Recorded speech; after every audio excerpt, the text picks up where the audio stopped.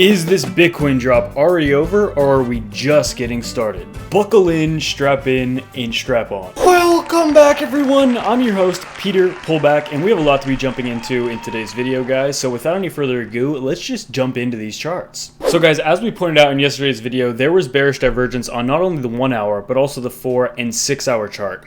And it's no shock to anyone that Bitcoin has been absolutely, literally straight vertical lately. So as we've been saying, as in fact pretty much everyone has been saying, not even for the past few days, for over a week now, that a pullback at some point is to be expected. But the real question now is this actually a substantial pullback? Is this a pullback that is going to last more than 24, 48 hours? Because at this point, realistically, we have not gotten a pullback that has lasted more than 48 hours in weeks. And we're going to dive into these charts going from small to higher time frames because there's some very interesting things specifically on some longer time frame charts. But guys, let's take a look at this chart. This is the daily chart. And if we go back to when Bitcoin began going parabolic back pretty much the middle of October, when it was still right around 10,000, 11,000 US dollars, it seems like a lifetime ago.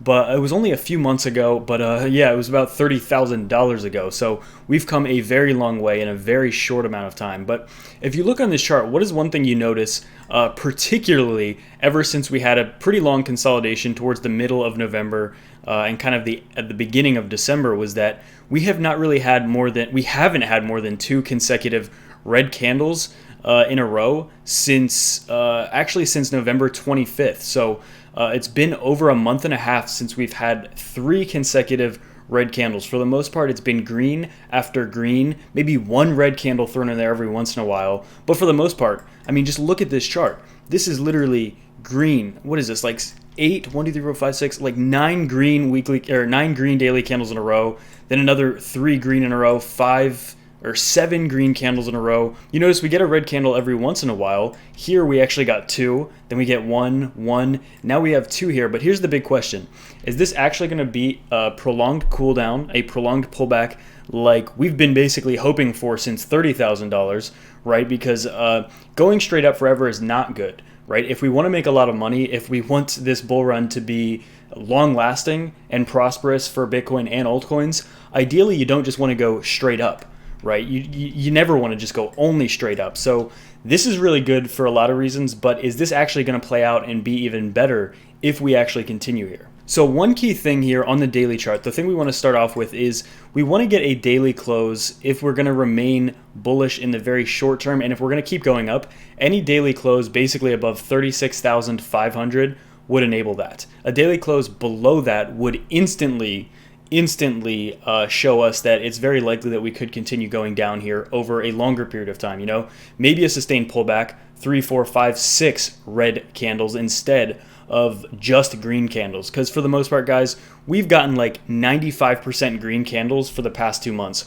Only like 5% of these daily candles over the past few months have been red. It's basically only been green candles. So is this going to continue? And as you notice here on the EMA ribbon, we so far have actually bounced on the EMA ribbon, which is not bearish at all.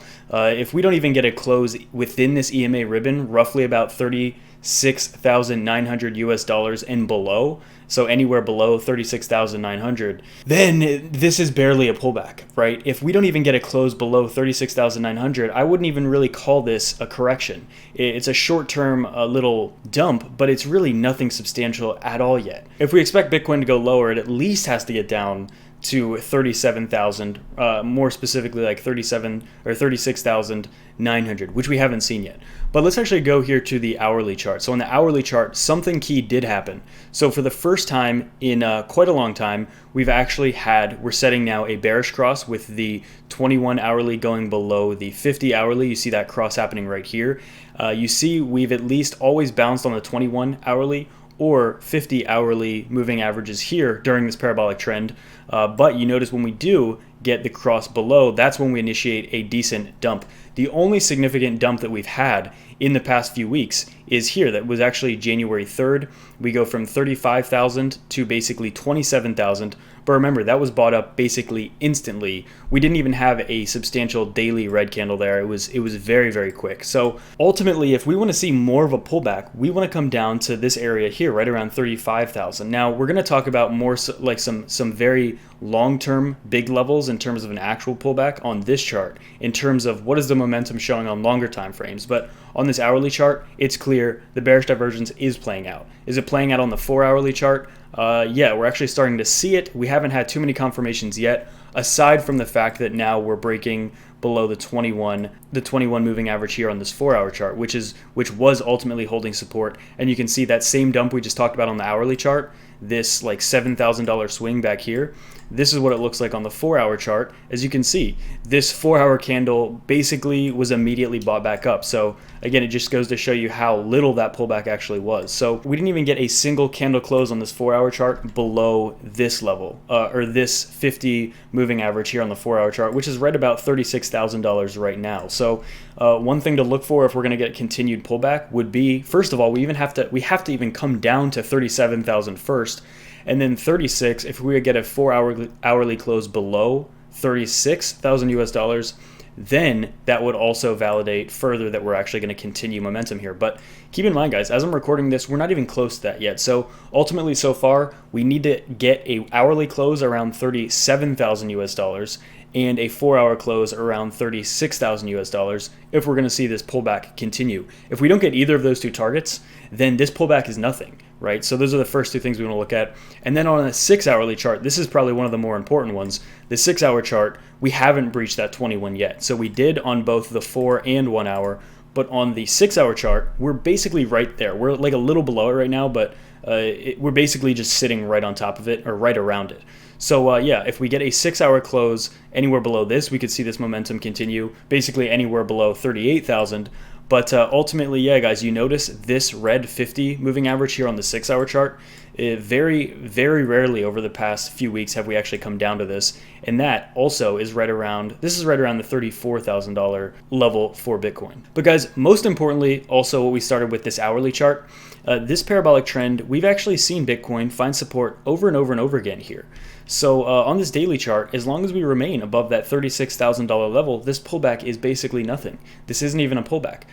So we have this topic of, is this actually going to be a prolonged pullback where we spend more than just 24 hours in a red downward position, or is it immediately just going to get bought back up and we're going to have new all-time highs again?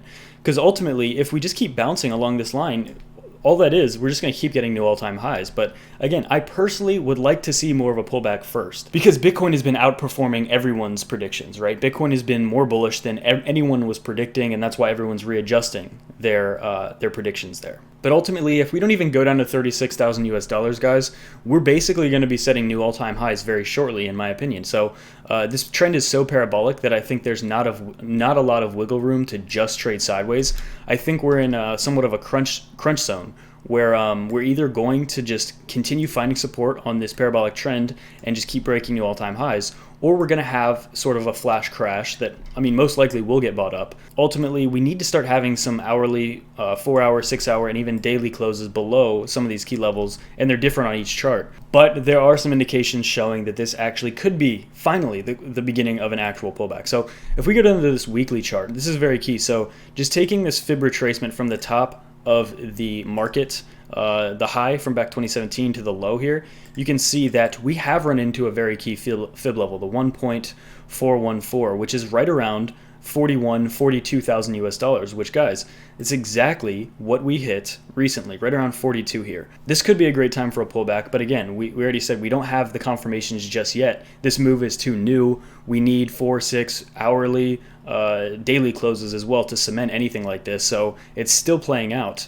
But ultimately, I personally think that if we do get a rejection here, the lowest we could go in the short term over the next week, $30,000 is a huge fib level as well. It would be a pretty drastic pullback in terms of what we're seeing, and I think it would fill a lot of the requirements, especially on the momentum oscillators, to hit that target, and then we can continue going up. So if we did make a move down here to 30,000 US dollars, again, that would be over a 20% move, which 20 to 25, maybe even tops 30% during this very strong momentum bull market. It might be the highest corrections we're going to get. People are talking about a 50, 60, 80% correction. I just don't think we're going to get those type of corrections this early in the bull market. So yeah, at this point, for me, what I'm looking at in terms of an ultimate pullback, if we get it, remember, it's still way too early on these charts. We need all those confirmations that I was talking about on these other charts first. But yeah, 25% pullback, which would be roughly to about like 32,000 US dollars, might be the biggest pullback that we theoretically could get right now. So basically, yeah, what I'm saying there is that with all the momentum we're seeing right now, even if we get the biggest pullback that I think makes sense right now, it would still be above 30,000 US dollars. But what's also really interesting too is if we do have that pullback, exactly what I think what would happen following that, over the week after that, is that if we got a substantial pullback, we got some time to reset some of these indicators, it would make the move to break 42 and potentially head up to roughly 60,000 US dollars incredibly likely. So that's actually pretty insane. So from here, that is about another 45% move from Bitcoin's current price. From 40,000 to 60,000 is roughly about another 40% move, which is absolutely wild. But I think that's exactly what would happen if this very, very needed scenario happened, where we get a pullback, where we get a move back to about 30, 32 over the next week.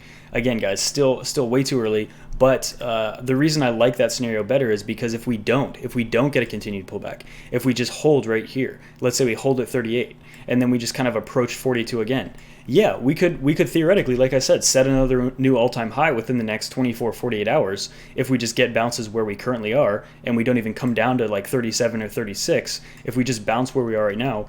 But that just makes the potential to swing more explosively higher, I think, a little less. Anybody doing TA will tell you that if we just keep on pushing Bitcoin's price here and just keep setting new all-time highs without any sort of substantial pullback, remember, this daily chart basically has almost no red candles on it. 1, 2, 3, 4, 5, 6, 7. 7 out of the last 35 days have been red. The rest have been green. So we've basically only been seeing green. And the longer that continues, the longer that it makes the pullback that's coming more likely to be drastic, more likely to swing very strongly the other way. But again, keep in mind, we do have a lot of people waiting to buy Bitcoin cheaper. So even if we did get a big swing, there is going to be a lot of people fighting that, a lot of people trying to buy that up. So again, the demand is still there, right? Demand is still there no matter what, whether we get a pullback, whether we actually get a pullback down to the low 30,000s or we don't, we're still going to have demand. So that's another thing to note there. But I think a lot of people that have been in this space longer would just feel a lot more comfortable if we did actually just start to see more of a divergence here and see Bitcoin separate and actually finally get some sort of a pullback. Keep in mind, guys, the biggest pullback we've seen over the past few weeks was here, and it was immediately bought up. And I mean, pretty much, I personally think that's exactly what we would see if we did get another pullback. Meaning, we could get a pretty big swing. Maybe we would swing down to 32,000 US dollars, but that 4-hour candle might immediately bounce back to, reclaim 70% of that drop within a 4-hour candle, meaning it would get bought up very drastically like it did here. This is what it looks like on the 4-hour. It looks just like one giant wick because it got bought up so fast. And ultimately, if we did have another move down to, maybe say here, right around 32,000 on this chart, it probably would look very identical to this one, where, maybe it'll swing down really fast, but then immediately get bought back up.